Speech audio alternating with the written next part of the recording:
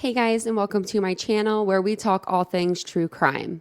If you're new here, hi, hello, and welcome. My name is Tanya or TitaniumBuilt, and if you're a returning Titan joining me for yet another upload, I really truly appreciate you guys so much.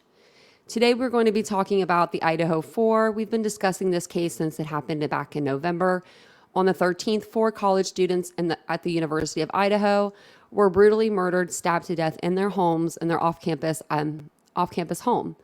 So we've been listening to a lot of Banfield and a lot of NewsNation and a lot of news. We've been looking at a lot of the mainstream news for our information because there is a gag order in place right now. So the only way we're really going to get any information is if someone kind of breaks the gag order or if they kind of talk behind the judge's back in a way. If you get what I'm saying, you get what I'm saying.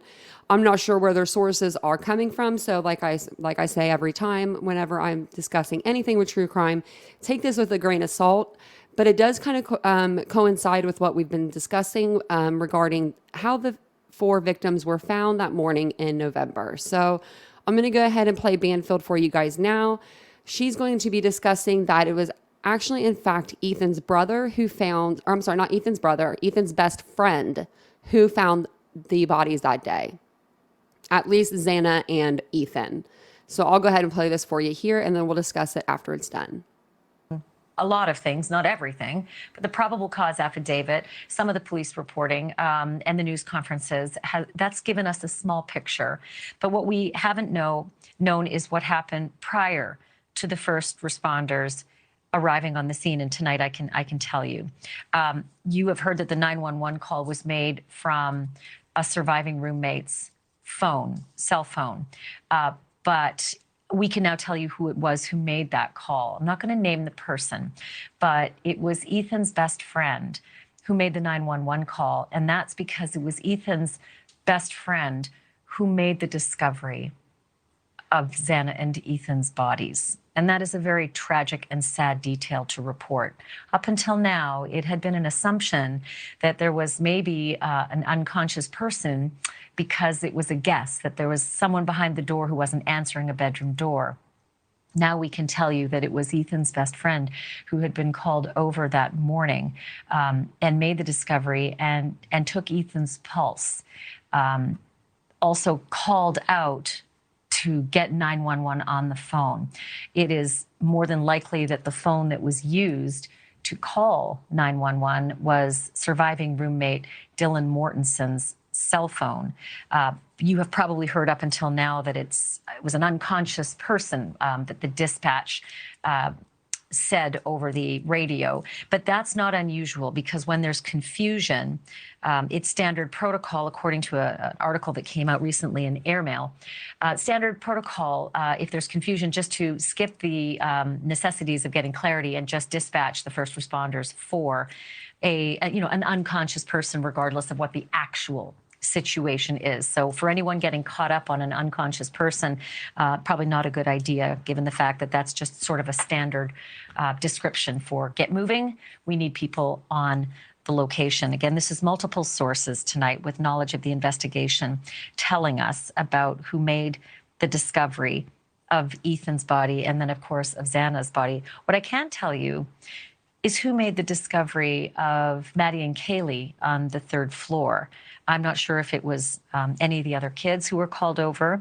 What is interesting about this whole scenario that played out that morning was that kids came over to the home and then 911 was called. So who knows if there was any knowledge of the carnage that had taken place in that home before the kids came over. I mean, it's college, right? It's Sunday morning after a fun Saturday night. And maybe, just maybe, kids were coming over to, get together and go out for a Sunday brunch. But some kids who are unidentified at this time went over to the house that morning, and it was Ethan's best friend who made that discovery and took Ethan's pulse and yelled for them to call 911 and ultimately got on the phone on Dylan Mortenson's phone and talked to the 911 operators. I want to bring in NewsNation senior national correspondent Brian Entin.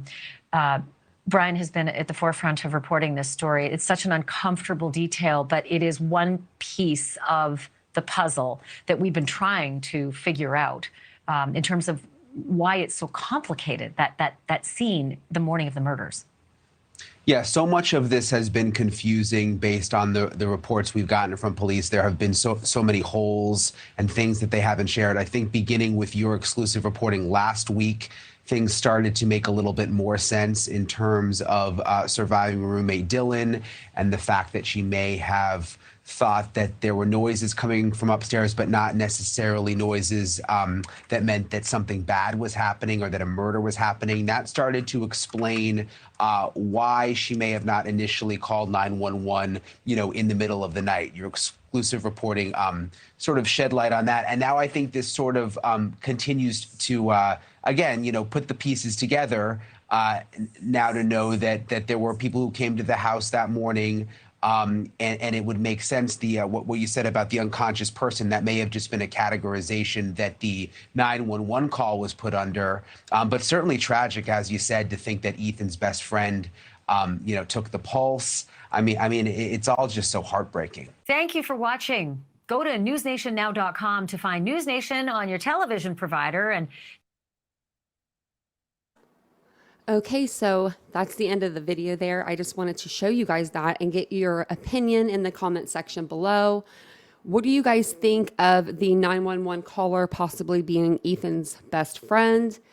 We did watch the documentary. I'm not sure if it was Dateline 2020 or 48 Hours because we watched them all. I'll have to go back. But there is a scene in one of those shows, the documentary, where it shows Ethan with his best friend. That's who they say is his best friend anyway, in that documentary, and they're singing a country song together. So I don't know if one of you guys will remember exactly which clip it was in, but if you remember, drop it in the comments below. Don't forget to like the video, please, and subscribe to the channel, and I will see you guys all in the next video. Thanks, guys.